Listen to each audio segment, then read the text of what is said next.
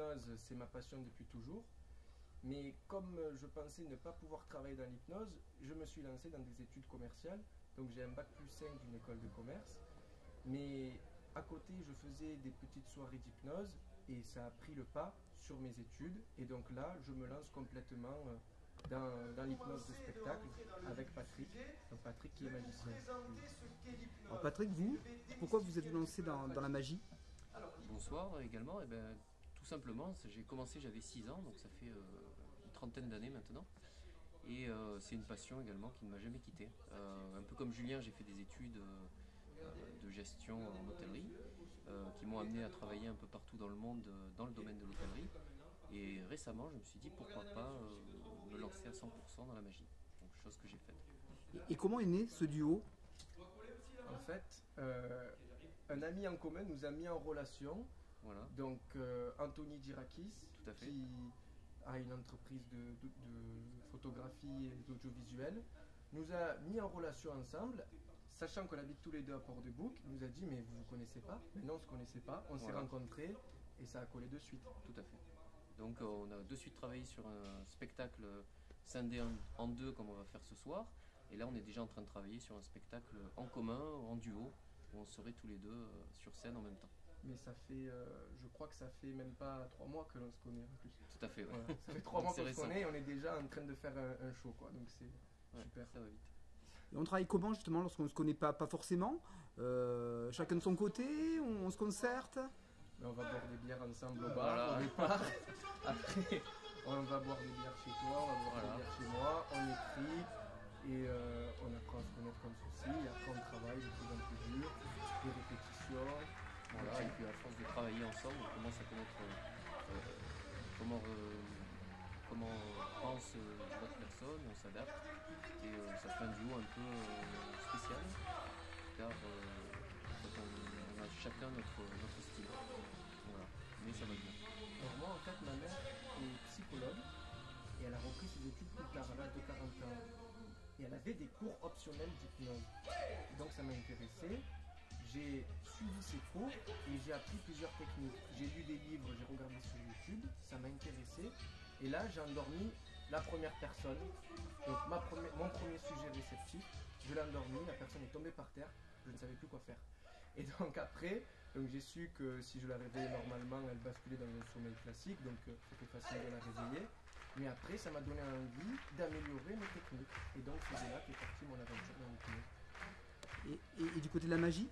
Alors la magie, moi j'ai commencé, j'avais 6 ans, donc avec la mallette de Mickey que mes parents m'avaient offert à Noël. Et après de fil en aiguille, j'ai commencé, parce que c'est dur de rentrer quand même dans ce milieu, j'ai rencontré d'autres magiciens et après j'ai correspondu grâce aux réseaux sociaux avec d'autres magiciens. Et voilà, après j'ai commencé à faire mes premiers spectacles à l'âge de 18 ans, donc ça fait un petit moment déjà. Et puis voilà, toujours un peu travaillé, malgré ma profession dans l'hôtellerie, j'ai toujours fait de la magie à côté. Voilà. Et alors la suite des aventures se présente comment? Mais pour 2017, été 2017, nous souhaitons participer. 2018, pardon, excusez-moi, c'est pas si 2017. 2018, nous souhaitons participer au Festival d'Avignon et proposer notre spectacle d'hypnose et de magie. Voilà. Et là, cette fois-ci, ce sera différent. On fera un spectacle, comme je disais tout à l'heure, en duo, où on travaille tous les deux. Tout ça se passe comment pour se lancer comme ça dans le spectacle? Mais pour le moment, on fait tout seul. Donc on fait notre propre communication, on appelle à droite à gauche, on se débrouille tout seul. Mais c'est vrai que plus tard, on aimerait passer par des boîtes, des agences événementielles en fait, qui pourraient proposer notre concept à des entreprises ou à des théâtres, etc., etc. Tout à fait. Là, on travaille déjà avec quelques-unes qui nous appellent de temps en temps. Donc là, on va bientôt, dans 10 jours, au stade Allianz Riviera à Nice pour travailler. Juste avant un match, on travaillera dans l'enceinte du stade.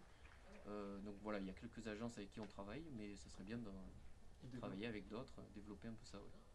Est-ce que vos confrères respectifs dans les mêmes domaines vous inspirent également?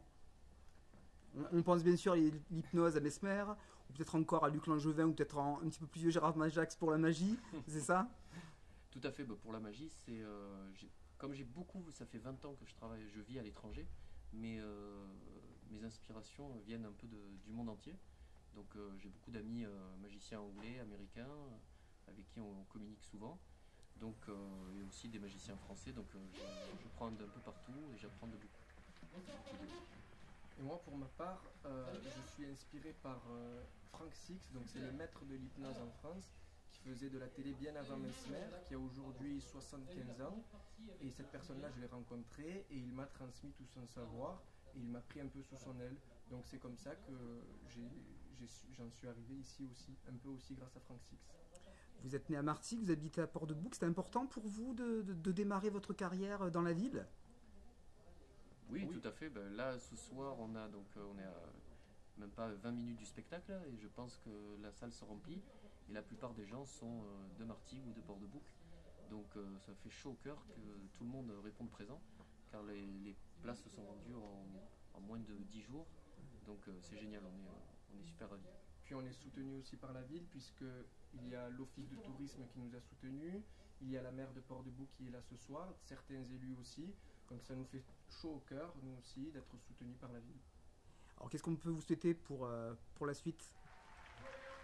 Que 2018 sera aussi bien que 2017 qui termine, c'est-à-dire aller au festival d'Avignon, que ça marche bien et qu'on fasse de plus en plus de spectacles.